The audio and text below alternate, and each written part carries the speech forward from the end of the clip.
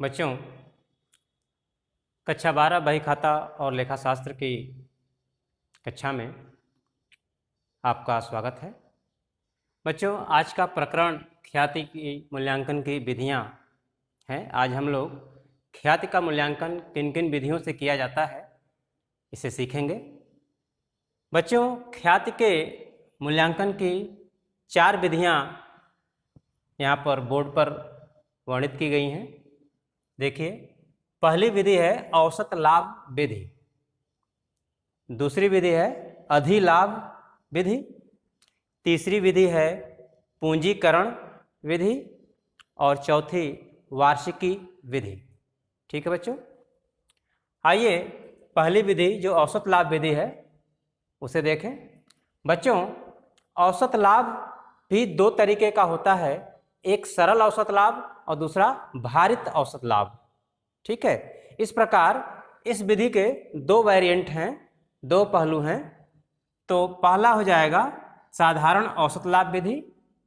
इसी विधि का पहला रूप सरल औसत निकाला जाएगा तो साधारण औसत या सरल औसत लाभ विधि कहा जाएगा पहला। इसका दूसरा जो वेरिएंट है भारित औसत लाभ विधि। ठीक है बच्चों, यानी ये औसत लाभ विधि 2 भागों में बटी हुई है। ठीक है, दूसरी विधि है अधिलाभ विधि, अकेले ही है। पूंजीकरण विधि, यह भी 2 वेरिएंट में है। पूंजीकरण किसका करेंगे?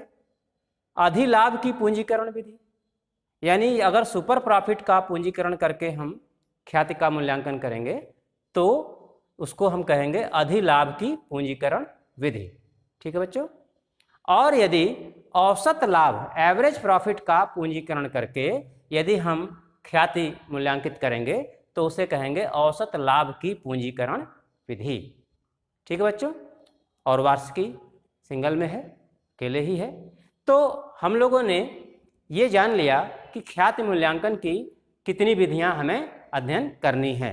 ठीक है, तो हमें जो है ख्याति के मूल्यांकन की इन 4 विधियों का क्रमशः अध्ययन करना है।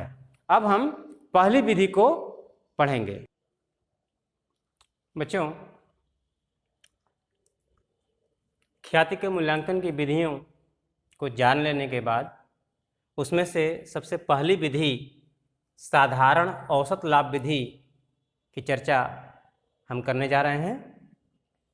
इस विधि में बच्चों 3 स्टेप का पालन करना है और तब जाकर के गुडविल का मूल्य हम पता कर पाएंगे।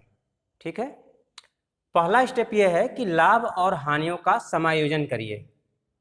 अगर लाभ और हानियां दी गई हैं और उसमें कुछ समायोजन करने हैं तो पहले स्टेप में समायोजन कर लिया जाता है। ठीक है बच्चों, दूसरा स्टेप है एडजस्टेड एवरेज प्रॉफिट ज्ञात करना। जब ये समायोजित हो जाता है तब हम उसको एवरेज करते हैं। ठीक है, और तीसरे स्टेप में गुडविल का हम मूल्य निकालते हैं। ठीक है, अब आते हैं स्टेप 1 के बारे में बात करेंगे कि लाभ और हानियों का समायोजन आखिर कैसे करेंगे। ठीक है, तो उसके लिए हमने यहाँ लिखा हुआ है, देखिए, एडजस्टमेंट ऑफ प्रॉफिट या फिर लॉस, जैसी भी स्थिति हो कैसे इसका समायोजन करेंगे। सबसे पहले नेट प्रॉफिट या लॉस जो भी स्थिति होगी प्रश्न में वहाँ लिख लेंगे। प्रॉफिट है तो पॉजिटिव फिगर, अगर नेगेटिव यानी लॉस है तो नेगेटिव फिगर यहाँ लिखेंगे।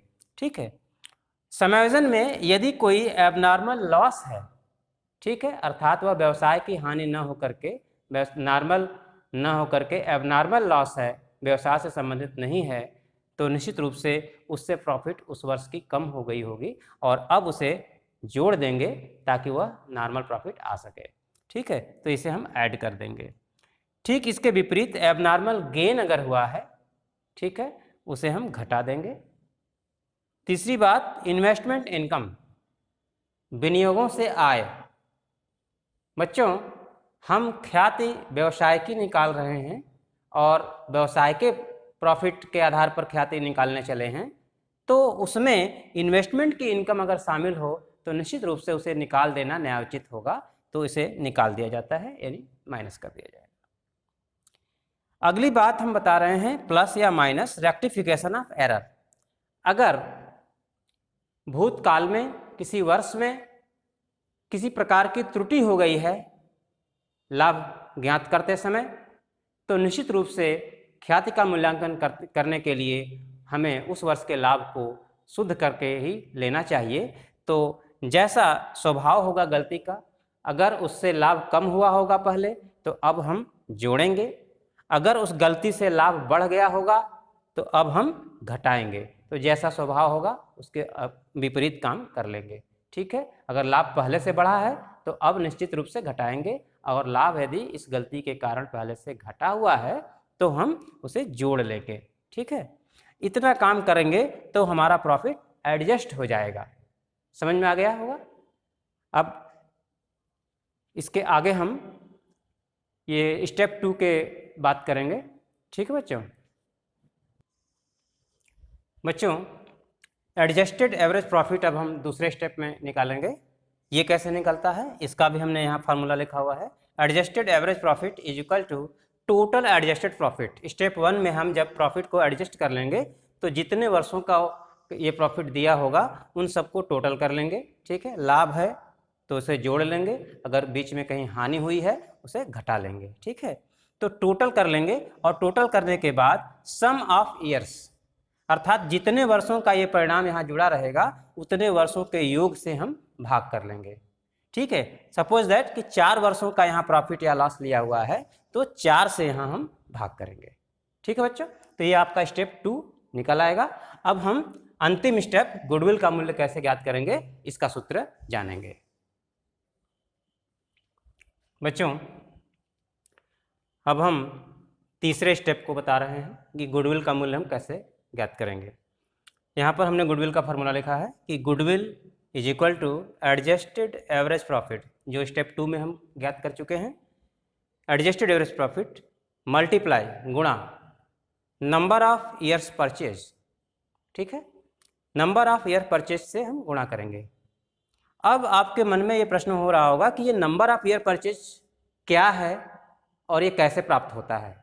ठीक है, तो आइए इसको हम चर्चा करते हैं। ये सबसे महत्वपूर्ण बात है। कई सूत्रों में नंबर ऑफ ईयर परचेज की बात की जाएगी। ख्याति का मूल्यांकन करते समय 2-3 सूत्र हैं जहां पर इस शब्द का प्रयोग किया जाएगा और इससे मल्टीप्लाई किया जाता है। ठीक है, तो आइए जान लें कि ये क्रय के वर्ष, number of year of purchase का मतलब क्या होता है? क्रय के वर्ष की संख्या। तो क्रय के वर्ष की संख्या आखिर है क्या? ठीक है, आइए इसे जानते हैं। बच्चों, ये जान लो कि जब कोई ख्याति के लिए पैसा देने आता है तो वह उस व्यवसाय के वर्तमान के लाभ को देख करके ही कुछ पैसा ख्याति के लिए देता है कि भाई पुराने लोगों ने, विक्रेताओं ने कितनी मेहनत की है इस व्यवसाय को इस ऊंचाई तक लाने में, तो उनके मेहनत का एक कंपनसेशन उनको दिया जाता है कि भाई आपने इतनी मेहनत करी है तो उसकी क्षतिपूर्ति के लिए हम आपको कुछ पैसे दे रहे हैं। तो गुडविल के रूप में वो पैसा देता है। तो आखिर वो मेहनत क्या है, कैसे है, उसी बात को यहाँ बताना है। ठीक है, तो जो पुराने लोग हैं अर्थात विक्रेता है, क्रेता को यह आश्वस्त करता है कि भाई अगर आप मेरे व्यवसाय को खरीद लेते हो तो आज से आने वाले 2 वर्ष तक या फिर 3 वर्ष तक या 4 वर्ष तक बिना किसी अतिरिक्त मेहनत के आपको आज के जितना ही प्रॉफिट प्राप्त होता रहेगा। ठीक है बच्चों, वो ये आश्वासन देते हैं क्रेता को, खरीदने वाले को, कि अगर आप मेरे व्यवसाय को खरीदते हैं तो आज से 3 वर्षों तक या फिर 2 वर्षों तक आपको आज के जितना ही प्रॉफिट, जितना लाभ ये फर्म आज के डेट में कमा रही है उतना ही लाभ आपको आने वाले 2 वर्षों तक या 3 वर्षों तक मिलता रहेगा। इस बात का हम गारंटी देते हैं, आश्वासन देते हैं, ऐसा वो बताते हैं। तो जितने वर्षों का वे आश्वासन देते हैं वही वर्षों की संख्या ही क्रय के वर्ष होते हैं। ठीक है, मैंने यहाँ लिखा है, इसको आप देख लीजिए, नंबर ऑफ ईयर परचेज, क्रय के वर्षों की संख्या। ठीक है, किसे कहते हैं? विक्रेता द्वारा।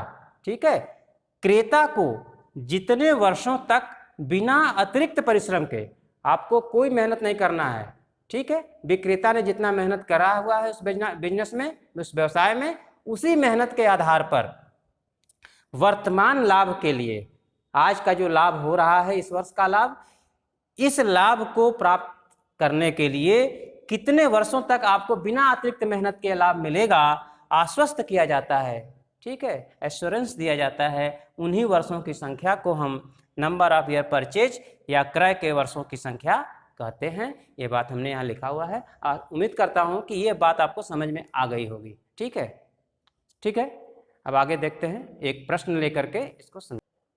एक चीज़ और बच्चों कि ये जो क्रय के वर्ष की संख्या है, इसे हमें ज्ञात नहीं करना पड़ता।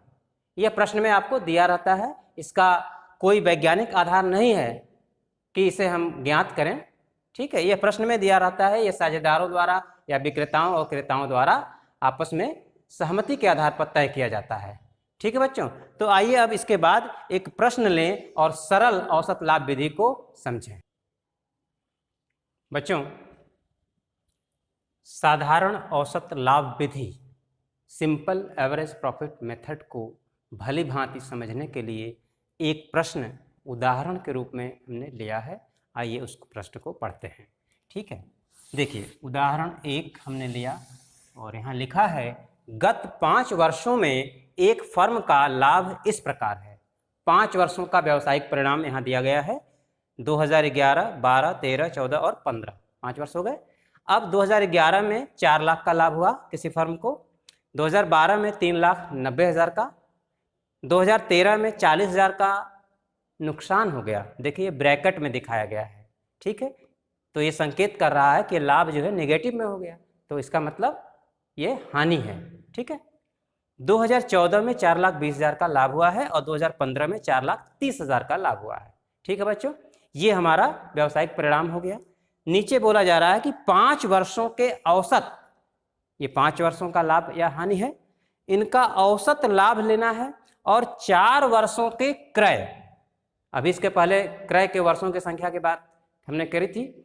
तो यह व्यवसाय में जो है आपसी विचार से तय कर लिया जाता है। तो यहाँ पर यह तय है कि 4 वर्षों का क्रय अर्थात 4 से मल्टीप्लाई करना होगा। अर्थात विक्रेता क्रेता को यह आश्वासन देते हैं कि भाई आप हमें हमारे व्यवसाय को अगर खरीदेंगे तो आपको जो औसत लाभ आज दिख रहा है वही औसत लाभ बिना किसी अतिरिक्त मेहनत के आपको 4 वर्षों तक मिलता रहेगा। इसीलिए यहाँ पर लिखा गया है 4 वर्षों के क्रय के आधार पर। ठीक है, फर्म की ख्याति की गणना करनी है। ठीक है, तो आइए इसको देख लेते हैं, हल करेंगे। तो सबसे पहले बच्चों इसमें कोई समायोजन नहीं है, क्योंकि हमारा जो पहला स्टेप था कि लाभों को समायोजन करना है, तो कहीं भी कोई लाभ का समायोजन सवाल में नहीं दिया है। तो हम सीधे सीधे स्टेप 2 में आएंगे कि इसको हम एडजस्ट करेंगे, सॉरी एवरेज करेंगे। ठीक है, टोटल करके। तो सबसे पहले हम लिखेंगे एवरेज प्रॉफिट। इसमें एडजस्टमेंट तो हुआ ही नहीं, तो एडजस्ट वर्ड हटा दिया हमने। Average profit equal to total profits upon sum of years. ठीक है बच्चों, दूसरे स्टेप में आ गए हम। पहला स्टेप के लिए कोई सवाल में कुछ नहीं बोला गया था, तो अब हम जोड़ लेते हैं। देखिए 4 लाख है, ये 4 लाख यहाँ हमने लिख लिया, प्लस यहाँ पर स्पेस कम हो रहा है, थोड़ा इधर से लिखेंगे। 4 लाख पहले वर्ष का हो गया, दूसरे वर्ष का 390 हो गया,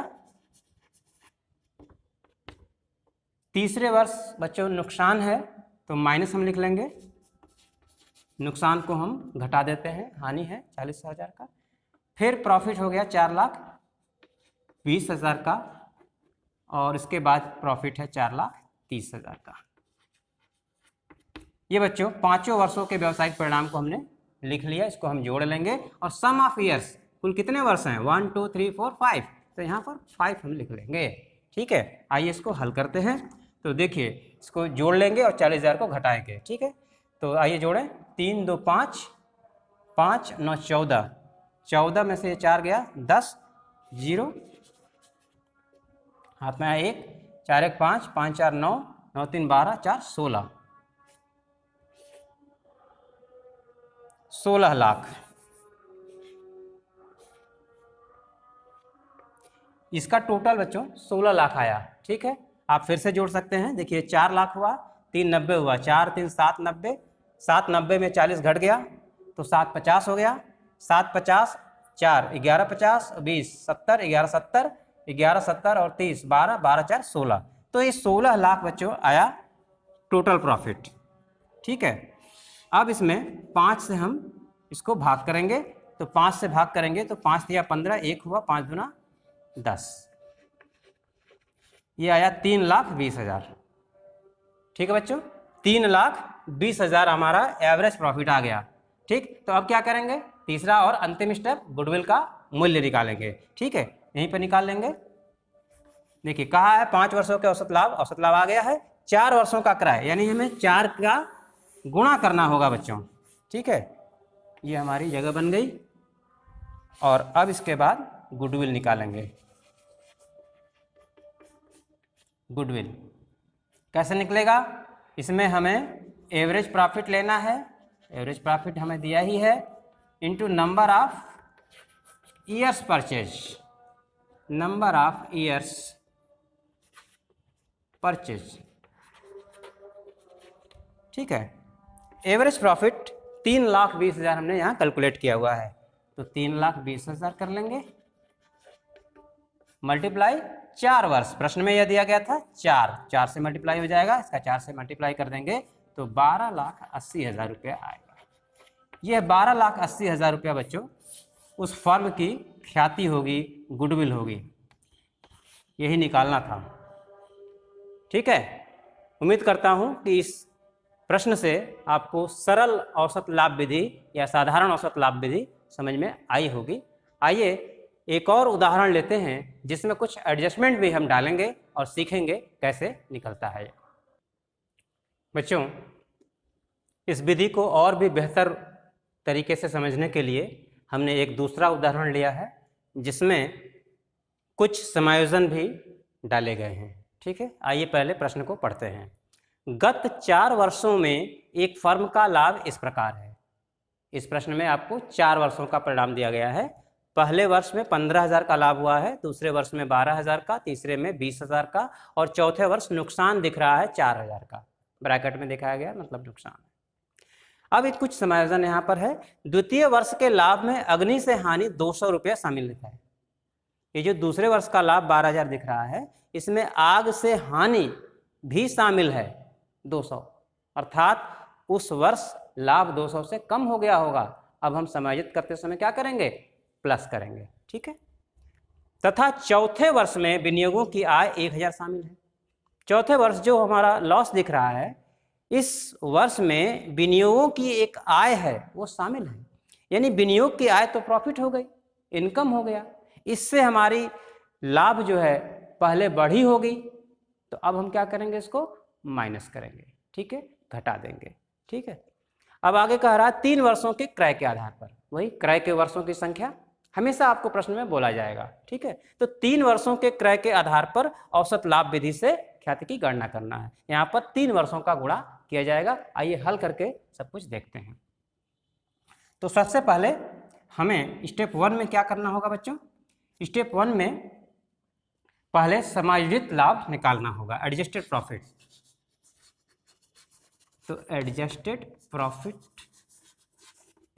करना होगा। ठीक है, कैसे आप देख लीजिए, पहले दूसरे वर्ष और चौथे वर्ष में एडजस्ट करना है। ठीक है, तो पहले वर्ष में फर्स्ट ईयर का प्रॉफिट तो हमारा कितना है, 15,000 है, कोई एडजस्टमेंट नहीं है। सेकंड में प्रॉफिट है 12,000 और द्वितीय वर्ष के लाभ में अग्नि से हानि है। हानि होता है तो हम जोड़ देते हैं क्योंकि पहले वो घटा हुआ है, यानी इसमें हमारा एडजस्टमेंट 200 का होगा, जोड़ा जाएगा। और तीसरे का लाभ है 20,000 रुपये और यहाँ पर कोई सूचना नहीं है। चौथे में देखा जाए,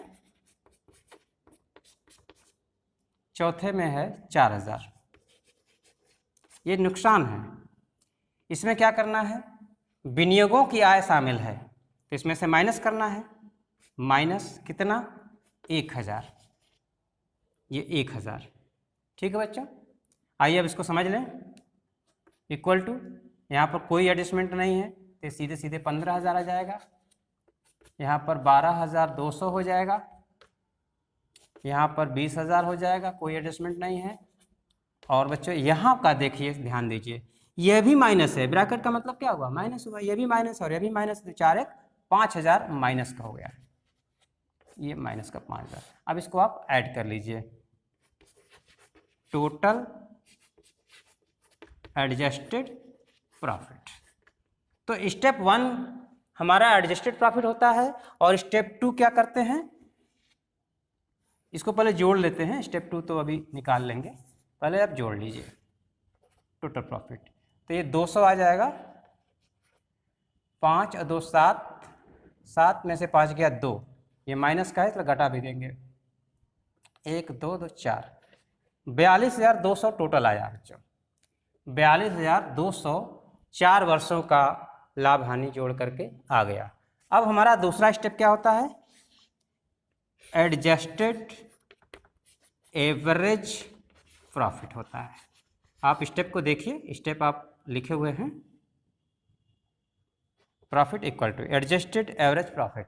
ठीक है, तो क्या करते हैं, टोटल यानी 42,200 अपान सम ऑफ ईयर्स। कितने वर्ष हैं? 4 वर्ष हैं, 1 2 3 4, 4 से भाग कर देंगे तो एवरेज आ जाएगा। 4 से देखिए भाग करेंगे कितना आ जाएगा? 4 एकम 4, 0, 4 पचे 20 और 4 पचे 20, 0। 10,550 रुपया एडजस्टेड एवरेज प्रॉफिट हमारा आया हुआ है। ठीक है बच्चों, 2 स्टेप हम लोगों ने कंप्लीट कर लिया। सबसे पहले हमने एडजस्ट कर लिया, और ये दूसरा स्टेप है एडजस्टेड एवरेज प्रॉफिट, जो कि टोटल, इस प्रॉफिट को टोटल करके इनके वर्षों की संख्या से हम भाग कर देते हैं, जितने वर्षों का प्रॉफिट हमने लिया है, प्रॉफिट या लॉस। तो हमारा ये एवरेज आ गया। अब अंतिम स्टेप क्या है? गुडविल का मूल्य निकालना। क्रय वर्षों की संख्या 3 वर्ष है, तो 3 का मल्टीप्लाई कर देंगे, इसमें हमारी गुडविल आ जाएगी। ठीक, तो एक तीसरा स्टेप यहाँ पर यहीं लिख लेंगे, गुडविल। देखिए GW हम लिख रहे हैं शॉर्ट में, गुडविल इक्वल टू क्या लिखेंगे? Adjusted average profit. तो एडजस्टेड एवरेज प्रॉफिट कितना है? 10,550 रुपये है, ये प्रॉफिट यहाँ लिख देंगे, into number of years purchase, क्रय के वर्षों की संख्या। प्रश्न में हमेशा दिया रहता है, वहाँ ध्यान से देखिए, 3 वर्षों का क्रय लिखा ना, तो 3 से हम मल्टीप्लाई कर देंगे, तो ये कितना आ जाएगा?